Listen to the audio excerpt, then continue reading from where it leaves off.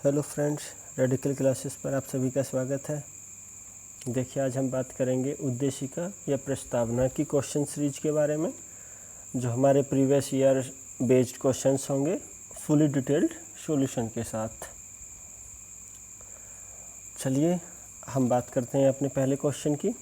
तो question number 1, भारतीय गणतंत्र की 26/1/1950 को सही संवैधानिक वस्तुस्थिति क्या थी? संवैधानिक वस्तुस्थिति क्या थी जब संविधान लागू किया गया? संविधान लागू किया गया 26 जनवरी 1950, यानी इस दिन है हमारा गणतंत्रता दिवस 26 जनवरी को। तो जब संविधान लागू किया गया, आप सभी जानते हैं कि प्रस्तावना में दो शब्द बाद में जोड़े गए, आपका धर्मनिरपेक्ष और समाजवादी। तो इसका मतलब ये दोनों तो ऑप्शन आपके नहीं होने वाले हैं। वो वस्तु स्थिति पूछ रहा जो थी। ओनली लोकतंत्रात्मक गणतंत्र, ओनली लोक यानी गणतंत्र तो नहीं था, और भी हमने बहुत सारी चीज़ें हैं अपनी प्रस्तावना में बढ़ी हैं। तो ऑप्शन सी देखते हैं, संपूर्ण प्रभुत्व संपन्न लोकतंत्रात्मक गणराज्य। हाँ बिल्कुल, संपूर्ण प्रभुत्व संपन्न लोकतंत्रात्मक गणराज्य, ये बिल्कुल सही है। धर्मनिरपेक्ष और समाजवादी शब्द ये 42वें संविधान संशोधन में जोड़े गए थे। Next question, question number 2, Bharat के संविधान के निर्माताओं का मत निम्नलिखित में से किसमें प्रतिबिंबित होता है? उद्देशिका, मूल अधिकार, राज्य के नीति निर्देशक तत्व और मूल कर्तव्य है। तो इसमें आएगा आपका ऑप्शन ए, उद्देशिका। उद्देशिका प्रतिबिंबित करती है, ठीक है, ये एक मौन रूप से कुंजी है। नेक्स्ट क्वेश्चन, क्वेश्चन नंबर 3, संविधान में हमारे राष्ट्र का उल्लेख किस या किन नामों से किया गया है? तो ये बहुत अच्छा क्वेश्चन है, आपको याद रखने लायक, भारत तथा इंडिया, ऑप्शन ए। और ये भारत तथा इंडिया जो उल्लेख है वो अनुच्छेद 1 यानी अनुच्छेद पहले अनुच्छेद के अंदर आपको मिलेगा। नेक्स्ट क्वेश्चन नंबर 4, भारत के संविधान की प्रस्तावना में कितने प्रकार का न्याय, स्वतंत्रता, समानता एवं भ्रातृत्व का उसी क्रम में उल्लेख किया गया है? आपको जो ऑप्शन सिलेक्ट करना है वो उसी क्रम में सिलेक्ट करना है जिसमें है। तो सबसे पहले बात करें तो न्याय 3 तरह का, तो 3 ऑप्शन ए में है ओनली। तो देखिए, न्याय 3 तरह का, स्वतंत्रता 5 तरह की जो प्रस्तावना में है, मूल अधिकारों में स्वतंत्रता 6 तरह की है, लेकिन प्रस्तावना की बात कर रहा है, प्रस्तावना में 5 तरह की, समानता 2 तरह की और भ्रातृत्व 1 तरह का। नेक्स्ट क्वेश्चन नंबर 5, भारतीय संविधान की प्रस्तावना के सिलसिले में निम्नलिखित में से कौन सा क्रम सही है?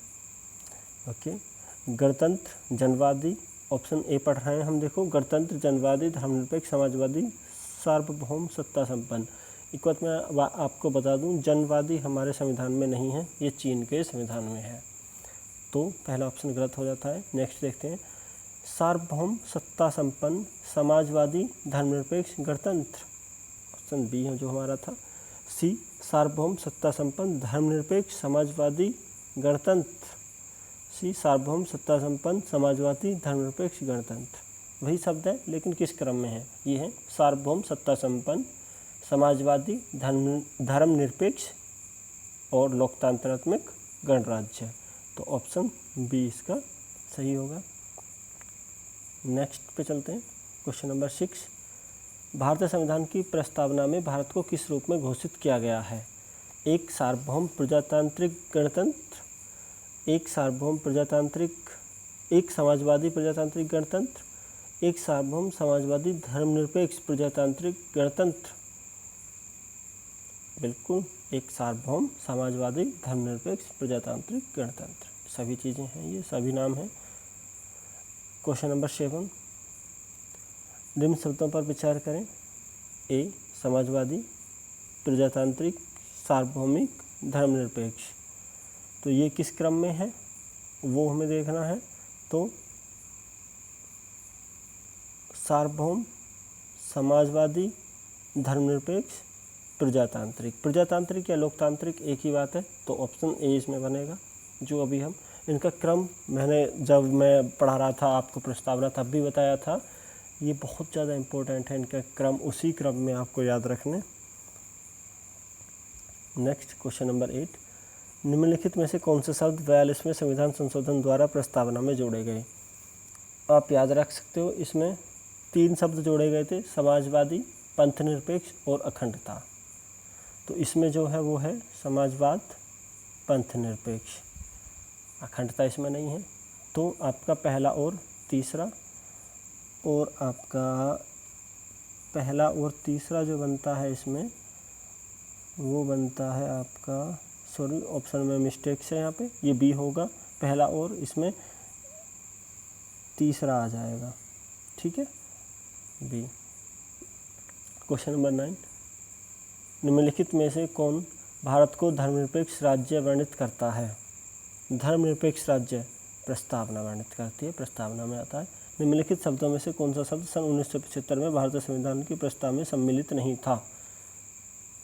अखंडता, क्योंकि अखंडता बाद में जोड़ा गया। कौन कौन से? समाजवाद, धर्मनिरपेक्ष और अखंडता, ये तीनों शब्द 1976 में जोड़े गए। नेक्स्ट क्वेश्चन, क्वेश्चन नंबर 11, भारतीय संविधान की उद्देशिका में संशोधन किया गया था, 42वां संशोधन। आज तक सिर्फ एक ही संशोधन हुआ है, वो है 42वां संशोधन। क्वेश्चन नंबर 12, 26 नवंबर 1949 को अंगीकृत भारतीय संविधान की प्रस्तावना में शब्द सम्मिलित नहीं थे, समाजवाद, पंथनिरपेक्ष और अखंडता, ये बाद में जोड़े गए हैं। तो सीधी सी बात है, ये तीनों ही नहीं होंगे, तो पहला, दूसरा, तीसरा, तो ए,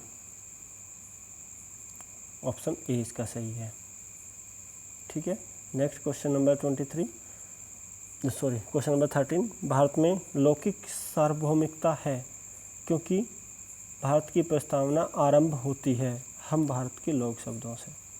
आप जानते हैं संविधान की जो प्रस्तावना है वो हम भारत के लोगों से प्रारंभ होती है। क्वेश्चन नंबर 14, सभी व्यक्ति पूर्णतः और समान रूप से समान हैं, यह सिद्धांत जाना जाता है, सार्वभौमिकता। सभी व्यक्ति पूर्ण रूप से समान जो होंगे वो सार्वभौमिकता को ही दर्शाएगा, सीधी सी बात है। नेक्स्ट क्वेश्चन नंबर 15, भारत के संदर्भ में निम्नलिखित में से कौन धर्मनिरपेक्ष शब्द का सही भाव व्यक्त करता है? तो इसे पढ़ लेते हैं। भारत में अनेक धर्म हैं, ये तो भाव बिल्कुल भी नहीं करता धर्मनिरपेक्ष। भारतीयों को धार्मिक स्वतंत्रता प्राप्त है, चलो आगे देखते हैं। धर्मानुपालन व्यक्ति की इच्छा पर निर्भर है, चलो भारत में राज्य का कोई धर्म नहीं है। तो जब मैं आपको प्रस्तावना पढ़ा रहा था, आपको बहुत डिटेल्ड में समझाया था धर्मनिरपेक्ष के बारे में। 3 तरह के राज्य होते हैं, उसमें धर्मनिरपेक्ष जो होता है उसमें होता है कि उस राज्य का कोई धर्म नहीं होगा, इसका मतलब होता है। तो ऑप्शन डी इसमें सही है। नेक्स्ट क्वेश्चन नंबर 16, निम्नलिखित में से कौन सा शब्द भारत के संविधान की उद्देशिका में नहीं है? उद्देशिका में नहीं है, समाजवादी, धर्मनिरपेक्ष, प्रभुत्व संपन्न, लोक कल्याण। लोक कल्याण नहीं है। नेक्स्ट क्वेश्चन नंबर 17, भारतीय संविधान की प्रस्तावना में निम्नलिखित में से किस स्वतंत्रता का वर्णन नहीं है? विचार की स्वतंत्रता, विचार प्रकट करने की स्वतंत्रता, विश्वास की स्वतंत्रता, आर्थिक स्वतंत्रता। तो आपका नहीं है आर्थिक स्वतंत्रता का वर्णन, ठीक है। नेक्स्ट क्वेश्चन नंबर 19,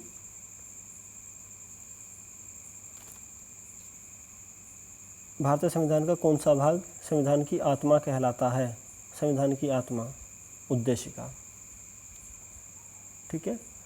अब यहाँ पे 2 बात आ जाती हैं, उद्देशिका या आपने पढ़ा होगा संवैधानिक उपचारों का अधिकार, जो इसे डॉक्टर भीमराव अंबेडकर ने अनुच्छेद 32 संवैधानिक उपचारों का अधिकार, इसे आत्मा और हृदय कहा था, और जो आत्मा कहा जाता है वो उद्देशिका को, संविधान की आत्मा, ठीक है। नेक्स्ट क्वेश्चन नंबर 20, संविधान की प्रस्तावना के बारे में कौन सा कथन सही है? ए, समाजवादी, ये 20 हमने पढ़ा, अब हम इसके ए के बारे में पढ़ते हैं। ऑप्शन ए, समाजवादी, धर्मनिरपेक्ष शब्द 1950 में लागू संविधान के अंग नहीं थे। बिल्कुल सही है ये। हम जानते हैं कि समाजवादी और धर्मनिरपेक्ष शब्द बाद में जोड़े गए, लेकिन हम उससे पहले ऑप्शन बी पढ़ते हैं। उक्त शब्द 1977 के संविधान संशोधन द्वारा जोड़े गए, बिल्कुल गलत है। उक्त शब्द 1985 के संशोधन द्वारा जोड़े गए, ये बिल्कुल गलत है, 85 में भी नहीं जोड़े गए हैं। उक्त शब्द संविधान की प्रस्तावना के अंग नहीं हैं, नहीं आज हैं, ये 1976 द्वारा जोड़े गए थे, तो ऑप्शन ए ही इसका सही है। नेक्स्ट क्वेश्चन नंबर 21, निम्नलिखित में से किसने भारतीय संविधान की प्रस्तावना को हमारी संप्रभु प्रजातांत्रिक गणतंत्र की कुंडली कहा? कुंडली कहा, ये बहुत ज़्यादा इम्पोर्टेंट क्वेश्चन था। मैंने आपको बताया था कि किसने क्या कहा। ये कहा था के.एम. मुंशी साहब ने। संविधान को एक पवित्र दस्तावेज किसने कहा? पवित्र दस्तावेज जो बोला था वो अम्बेडकर साहब ने बोला था। किसने क्या कहा ये मैंने आपको डिटेल्ड में पढ़ाया है वीडियो लेक्चर में, जो हमारा प्रस्तावना या उद्देशिका का वीडियो लेक्चर था। नेक्स्ट क्वेश्चन नंबर 23, किस बात के फैसले में सर्वोच्च न्यायालय ने सर्वप्रथम घोषित किया कि उद्देशिका संविधान का हिस्सा नहीं है? ये पूछा गया है कि संविधान का हिस्सा नहीं है। ये था बेरुबारी, इन री बेरुबारी यूनियन 1960 का ये केस था। सर्वोच्च न्यायालय ने घोषित किया था कि प्रस्तावना या उद्देशिका संविधान का अंग नहीं है।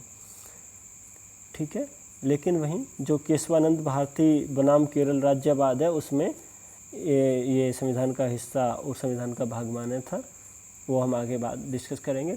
अभी हम डिस्कस करते हैं क्वेश्चन नंबर 24, निम्नलिखित में से किस बात में उच्चतम न्यायालय ने धारणा प्रस्तुत की कि उद्देशिका संविधान का भाग है? आ जाते हैं यहीं पे, देखो option A union of India बनाम डॉक्टर कोहली बनारसी दास, और आगे है बॉम्बे बनाम यूनियन ऑफ इंडिया मरक सिंह बनाम स्टेट ऑफ पंजाब। तो इसका सही ऑप्शन होगा बॉम्बे बनाम यूनियन ऑफ इंडिया। आप इन्हें यहाँ पे दो चीज़ों के बारे में पढ़ोगे, बेरुबारी या फिर केशवानंद भारती, लेकिन ये बहुत इंपॉर्टेंट है कि बॉम्बे बनाम यूनियन ऑफ इंडिया के मामले में भी उच्चतम न्यायालय ने कहा था कि उद्देशिका संविधान का अभिन्न भाग है, किंतु केशवानंद भारती बनाम केरल राज्य का जो मामला था उसमें अधिकांश न्यायाधीशों ने इसे मान लिया था कि इसका भाग है, और साथ में एक जो बेसिक स्ट्रक्चर ऑफ कॉन्स्टिट्यूशन की एक थ्योरी भी दी थी उसमें। ठीक है, तो आगे हम क्वेश्चन नंबर 25 डिस्कस करते हैं। निम्नलिखित विवादों में से किसमें सर्वोच्च न्यायालय ने प्रस्तावना को भारतीय संविधान की मौलिक संरचना का भाग स्वीकार किया? तो मौलिक संरचना का जो भाग स्वीकार किया था वो इनमें से बेरुबारी विवाद, केशवानंद विवाद, प्रिवी पर्स विवाद, गोपालन विवाद। ये केशवानंद विवाद, केशवानंद भारती बनाम केरल राज्य जो था, ये 1973 का केस था, 1973 का केस। इसमें जो है कि मौलिक संरचना का भाग स्वीकार किया था प्रस्तावना को। ठीक है, नेक्स्ट क्वेश्चन नंबर 26, भारतीय संविधान की प्रस्तावना में जिन आदर्शों एवं उद्देश्यों की रूपरेखा दी गई है उनकी व्याख्या की गई है? ठीक है, ऑप्शन ए मूल अधिकारों के अध्याय में, बी राज्य के नीति निर्देशक तत्व जो होते हैं उनके सिद्धांतों में, ऑप्शन सी मूल अधिकार, राज्य के नीति निर्देशक सिद्धांत और मौलिक कर्तव्य, यानी इन तीनों में, डी संविधान के किसी पाठ में नहीं। ये बात कर रहा है कि प्रस्तावना में जिन आदर्शों एवं उद्देश्यों की रूपरेखा, जो प्रस्तावना में जो आदर्श और उद्देश्य हैं उनकी रूपरेखा कहाँ पर दी गई है? तो उनकी रूपरेखा मूल अधिकार, नीति निर्देशक सिद्धांत और आपके मौलिक कर्तव्य तीनों में दी गई है। नेक्स्ट क्वेश्चन नंबर 27, निम्नलिखित में से कौन से एक भारतीय संविधान के उद्देश्यों को प्रतिबिंबित करता है? निम्नलिखित में से कौन एक भारतीय संविधान के उद्देश्यों को, जो भारतीय संविधान के उद्देश्य हैं उसने उन्हें प्रतिबिंबित करता है? तो उन्हें प्रतिबिंबित करती है प्रस्तावना। क्वेश्चन नंबर 28, भारत के संविधान की उद्देशिका में कितने प्रकार की न्याय की व्यवस्था की गई है? 3 प्रकार की, कई बार आपको बता चुका पिछले क्वेश्चंस में भी। नेक्स्ट क्वेश्चन नंबर 29, भारत के संविधान के उद्देश्यों में से एक के रूप में आर्थिक न्याय का किसमें उपबंध किया गया है? आर्थिक न्याय, तो आर्थिक न्याय के बारे में किसमें उपबंध किया गया है? तो बात करते हैं, ए उद्देशिका और मूल अधिकार, बी उद्देशिका और राज्य की नीति निर्देशक तत्व, सी मूल अधिकार और राज्य के नीति निर्देशक तत्व, डी उपयुक्त में से कोई नहीं। देखो मूल अधिकारों में आर्थिक न्याय का बिल्कुल भी जिक्र नहीं है, तो पहला खत्म हो जाता है और आपका सी भी खत्म हो जाता है, आपका बी बचता है और बी ही आपका सही है। उद्देशिका और राज्य के नीति निर्देशक तत्वों में आर्थिक न्याय का जो है वो उपबंध है या उनके बारे में चर्चा की गई है। नेक्स्ट क्वेश्चन 30, निम्नलिखित में से कौन सही है? ए, सामाजिक समानता संविधान में प्रत्याभूत नहीं है, बिल्कुल गलत है। देश में सामाजिक समानता पहले से ही विद्यमान थी, बिल्कुल गलत है। सी, सामाजिक समानता संविधान में प्रत्याभूत है, हाँ बिल्कुल संविधान में प्रत्याभूत है। नेक्स्ट क्वेश्चन नंबर 31, ओके, संविधान में दिया गया आमुख, जो संविधान में दिया गया है उसमें जो आमुख है वो न्यायालय में लागू नहीं होता। ये बात कर रहा है कि न्यायालय में लागू नहीं होता, ऐसा तो बिल्कुल भी नहीं है, न्यायालय में तो लागू होता है। सेकंड, महत्वपूर्ण है और इसकी उपयोगिता है, हाँ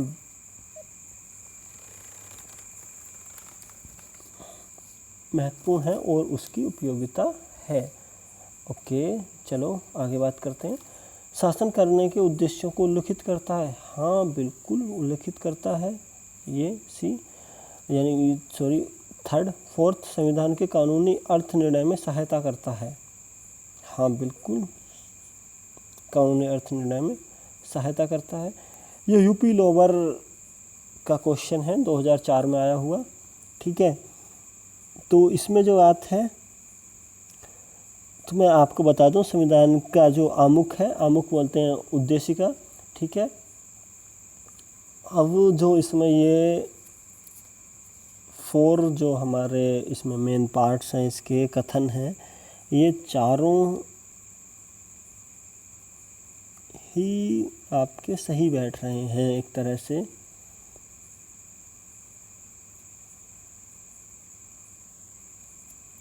तो हम इसमें जो ऑप्शन लेंगे चारों, इसमें कोई भी दिया गया नहीं है, और दूसरा तीसरा भी नहीं, इसमें जो बेस्ट ऑप्शन बैठ रहा है वो बैठ रहा है आपका पहला दूसरा तीसरा, दूसरा तीसरा चौथा, दूसरा तीसरा चौथा, पहला दूसरा तीसरा, जो सबसे ज़्यादा देखो 3 इसमें 3 इसमें, लेकिन चारों किसी में नहीं है, तो ये दोनों में से कोई सा भी सही हो सकता है, ये भी और ये भी। और इनमें भी जो ज़्यादा उपयोगिता है वो मैं बोलूँगा कि डी की है। ऑप्शन ए इसमें फिर भी थोड़ा सा, डी इसमें ज़्यादा सही बैठेगा, न्यायालय में लागू नहीं होता है, क्योंकि जो मूल अधिकार हैं हमारे, जो आमुख इसमें आमुख की बात कर रहा है प्रस्तावना, तो वो बिल्कुल गलत ही है एक तरीके से, वो न्यायालय में आमुख नहीं, ये जो आमुख जो है हमारी प्रस्तावना, उसके लिए हम न्यायालय में नहीं जा सकते। नेक्स्ट क्वेश्चन नंबर 32, संविधान की उद्देशिका के संबंध में निम्न कथनों पर विचार करिए और दिए गए कूट की सहायता से बताइए कि इनमें कौन सा सही है। ओके, पहला, पंडित जवाहरलाल नेहरू द्वारा प्रस्तुत ऑब्जेक्टिव प्रस्ताव अंततोगत्वा उद्देशिका बना, हाँ बिल्कुल ऑब्जेक्टिव प्रस्ताव ही उद्देशिका का आधार था, ये सही है। इसकी प्रकृति न्याय योग्य नहीं है, इसकी प्रकृति न्याय योग्य नहीं है, हाँ बिल्कुल न्याय योग्य नहीं है, इसे हम संविधान में इसके लिए हम न्यायालय में नहीं जा सकते। क्वेश्चन नंबर कथन तीसरा, इसका संशोधन नहीं किया जा सकता, नहीं इसका संशोधन किया जा सकता है, तो ये आपका गलत हो जाता है, ठीक है। जो फोर्थ कथन है उसे देखते हैं, संविधान के साथ विशिष्ट प्रावधानी को यह रद्द नहीं कर सकता, संविधान के साथ विशिष्ट प्रावधानों को यह रद्द नहीं कर सकता, हाँ बिल्कुल यह रद्द नहीं कर सकता, तो आपका ऑप्शन बी इसका बिल्कुल सही होता है। बहुत बहुत धन्यवाद आप सभी का। अगर वीडियो आपको पसंद आई हो तो लाइक, कमेंट और शेयर ज़रूर करना, और रेडिकल क्लासेस को सब्सक्राइब करना ना भूलें। नमस्ते।